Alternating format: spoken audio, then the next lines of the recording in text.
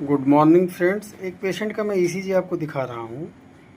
अब ईसीजी आप देखोगे, अगर इसके बारे में कुछ समझ होगी तो बिल्कुल नॉर्मल है। यहाँ पे बहुत ज़्यादा कुछ सिग्निफिकेंट प्रॉब्लम नहीं दिख रहा है।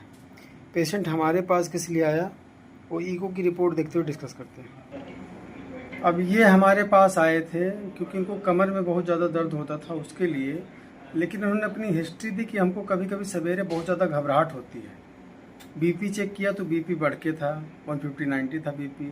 तो जब इको के लिए आए तो इको में हमने देखा, अब यहाँ पे आप देखोगे तो ये जो चैम्बर है जिसको एलबी बोलते हैं, लेफ्ट वेंट्रिकल, जो मेन पंपिंग चैम्बर है हार्ट का, उसकी साइज बढ़ी हुई थी, मतलब डायलेट था वो।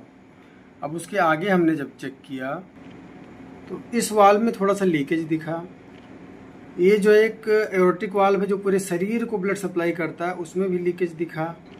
ये एक वाल्व जिसको माइट्रल बोलते हैं, जो मेन पंपिंग चैम्बर और उसके ऊपर जो चैम्बर होता है जिसको लेफ्ट एट्रियम बोलते हैं, उनको दोनों को डिवाइड करता है, उसमें भी लीकेज दिखा।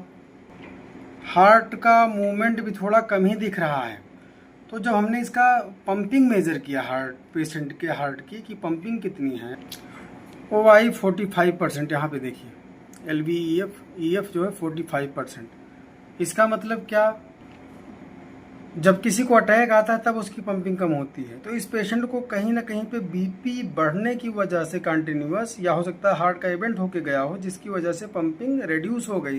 लेकिन पेशेंट को नहीं पता, ना ही उसको बीपी का पता है कि हमारा बीपी ज़्यादा रहता है, ना ही उसको हार्ट के ट्रबल के बारे में पता है। आया किस लिए था कि हमको जो है कमर में दर्द है। लेकिन जब मैंने पूछा तो बोला हाँ, चलते समय मुझे घबराहट होती है, छाती में भारीपन लगता है, सांस फूलती है, सारी समस्याएं होती हैं।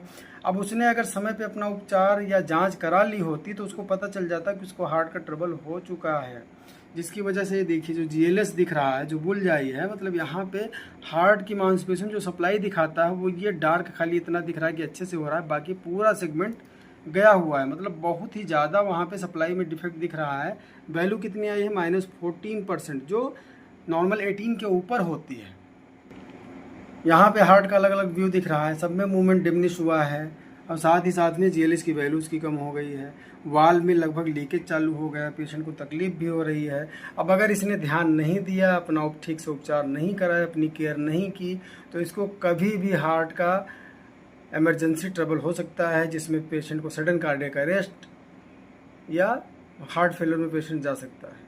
तो कभी भी अपने सिम्टम को इग्नोर नहीं करना चाहिए। अगर ऐसे सिम्टम आपको आ रहे हैं तो एक बार हार्ट का ECG 2D को टेस्ट, TMD टेस्ट करा के पता करना चाहिए कि उसका संबंध कहीं हमारे हार्ट से तो नहीं है, कि उसमें हार्ट में कुछ प्रॉब्लम तो नहीं चालू हो गया है, जिससे समय से उसका निदान मिल पाए अपने को, और हम एक स्वस्थ और हैप्पी लाइफ जी सकें। Thank you.